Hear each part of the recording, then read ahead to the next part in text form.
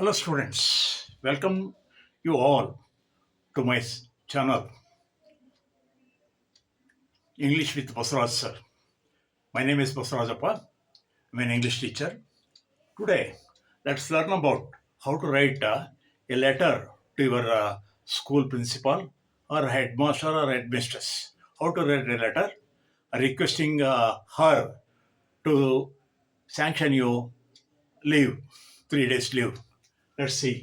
Write a letter to your school principal asking her to grant you 3 days leave, stating your reason. ನಿಮ್ಮದೇ ಆದ ಕಾರಣ ಕೊಟ್ಟು 3 ದಿವಸ ರಜೆ ಕೇಳಿ ಸ್ಕೂಲ್ ಪ್ರಿನ್ಸಿಪಾಲ್ಗೆ ಪತ್ರ ಬರೆಯೋದು ಹೇಗೆ ಅಂತ ಇಲ್ಲಿ ತಿಳಿಸಿದ್ದೀನಿ. ಪತ್ರ ಬರೆಯುವಾಗ ಮುಖ್ಯವಾಗಿ ಗಮನಿಸಬೇಕಾದ್ದು ಫ್ರಮ್ ಅಡ್ರೆಸ್, ಆಮೇಲೆ ಟು ಅಡ್ರೆಸ್. ಫ್ರಮ್ ಅಡ್ರೆಸ್ ಅಂದರೆ ನೀವು ಯಾರು ಬರಿತಾ ಇರೋದು, ಎಲ್ಲಿಂದ ಬರಿತಾ ಇದ್ದೀರಿ, ನಿಮ್ಮ ಅಡ್ರೆಸ್ ಅದು ಫ್ರಮ್ ಅಡ್ರೆಸ್. ಅದಾದ ಮೇಲೆ ಇದು ನೋಡಿ, ಉದಾಹರಣೆ from Raghu of class 8th B, number 12369 4th class, KR Puram, Mysuru. ಆಮೇಲೆ ಟು ಅಡ್ರೆಸ್.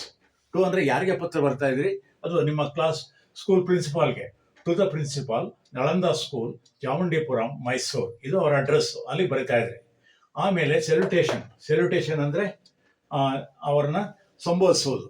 ಅವರಿಗೆ ನಾವು ಗೌರವ ಸೂಚಕವಾಗಿ ಅವರನ್ನು ಸಂಬೋಧಿಸೋದು. Respected ma'am, respected sir, dear madam. As I am suffering from fever, I can't able to attend the class.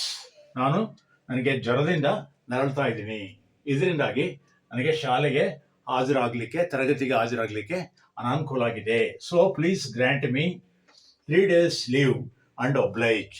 ಅದರಿಂದ ದಯವಿಟ್ಟು ನನಗೆ 3 ದಿವಸ ರಜಾ ಕೊಡಿ ಮತ್ತು ಸಹಕರಿಸಿ. ಒಬ್ಲೈಜ್ ಅಂದರೆ ಸಹಕರಿಸಿ, ಪ್ಲೀಸ್ ಹೆಲ್ಪ್ಫುಲ್ ಅಂತ. Yours obediently. ಕೊನೆಯಲ್ಲಿ ಲಾಸ್ಟಲ್ಲಿ ನೀವು ಕನ್ಕ್ಲೂಷನ್, ಅದಕ್ಕೆ ಕನ್ಕ್ಲೂಷನ್ ಅಂತ ಹೆಸರು.